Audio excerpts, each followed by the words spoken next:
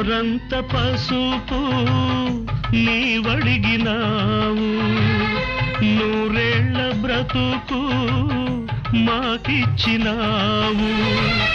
క్షణమొక్క రుణమై పెరిగింది బంధం, త్యాగాలమై సంసార బంధం.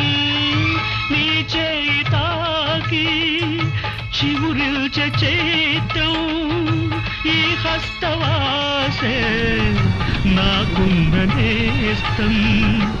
అనురాగ సూత్రం మా ఇంటిలోన మహాలక్ష్మి.